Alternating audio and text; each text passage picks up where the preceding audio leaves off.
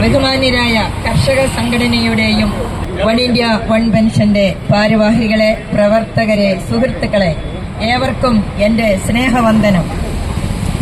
2019 നമ്മുടെ ഈ കൊച്ചു കേരളത്തിൽ രൂപം കൊണ്ട വൺ ഇന്ത്യ വൺ പെൻഷൻ എന്ന ഈ ജനകീയ സംഘടന കേവലം 6 വർഷങ്ങൾ കൊണ്ട് സംസ്ഥാനത്തിന്റെ 14 ജില്ലകളിൽ മാത്രമല്ല ദേശവിദേശങ്ങളിൽ ശരവേഗത്തിൽ വളർന്നു പടർന്നു പന്തലിച്ചുകൊണ്ട് ഒരു വലിയ വടവൃക്ഷമായി തീർന്നുകൊണ്ടിരിക്കുന്ന നമ്മളുടെ ഈ ശക്തമായ ജനകീയ പ്രസ്ഥാനം OIOP അഥവാ വൺ ഇന്ത്യ വൺ പെൻഷൻ.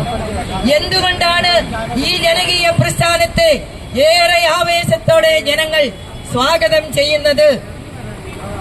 ചിരപ്രതിഷ്ഠ നേടിയത് ചുരുങ്ങിയ സമയം കൊണ്ട്.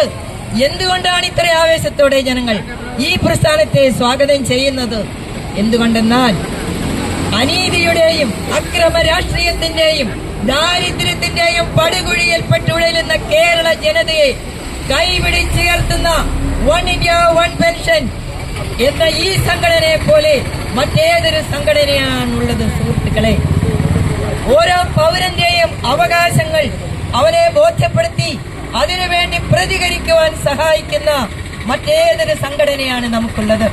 വൺ ഇന്ത്യ വൺ പെൻഷനെ പറ്റിയും നമ്മുടെ കർഷക സംഘടനയെ പറ്റിയും എല്ലാം വളരെ വ്യക്തവും ശക്തവുമായ ഭാഷയിൽ ഇതിനു മുമ്പ് സംസാരിച്ചവരെല്ലാം പറഞ്ഞു കഴിഞ്ഞു. അതുകൊണ്ട് ഞാനതൊന്നും ആവർത്തിക്കാൻ ആഗ്രഹിക്കുന്നില്ല.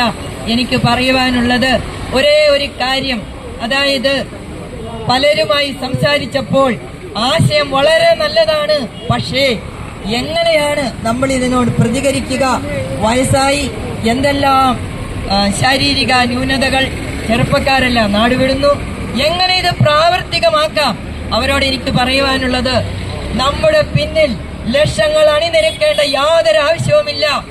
വ്യക്തമായ ശക്തമായ നിലപാടും ആത്മാർത്ഥതയും ഉണ്ടെങ്കിൽ എത്ര വലിയ കാര്യമാണെങ്കിലും അത് നമുക്ക് നേടിയെടുക്കുവാൻ സാധിക്കും. അതിനുള്ള എത്രയോ ഉദാഹരണമാണ് ഒറ്റയാൾ പോരാട്ടത്തിലൂടെ നീതി വാങ്ങിയെടുത്ത, നമ്മുടെ സമൂഹത്തിന് നീതി വാങ്ങിക്കൊടുത്ത, സ്വയം ജീവിതത്തിൽ വിജയിച്ച ആ മഹത് വ്യക്തികൾ പത്രങ്ങളിലെല്ലാം നിങ്ങൾ വായിച്ചിട്ടുണ്ട്. എങ്കിലും ഒരിക്കൽ കൂടി നിങ്ങളുടെ ശ്രദ്ധയിൽപ്പെടുത്തുവാൻ ഞാൻ ആഗ്രഹിക്കുകയാണ്.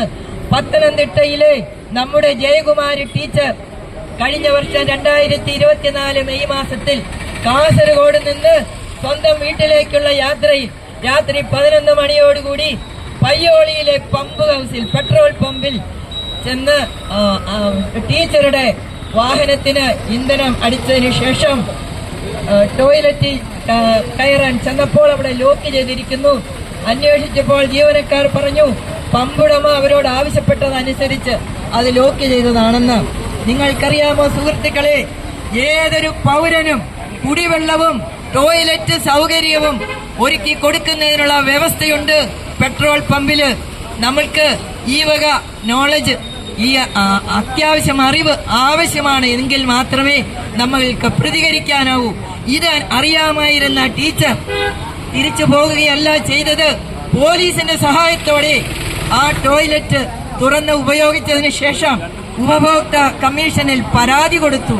അതിന്റെ ഫലമായി 1.5 ലക്ഷം രൂപയാണ് അത് ആ പമ്പുടമ ഇവർക്ക് കൊടുക്കേണ്ടി വന്നത്. ആ വിധി 1.5 ലക്ഷം മാത്രമല്ല, കോടതി ചെലവിന്റെ 15,000 ഉൾപ്പെടെ 1,65,000 രൂപ ടീച്ചർ നേടിയെടുത്തു.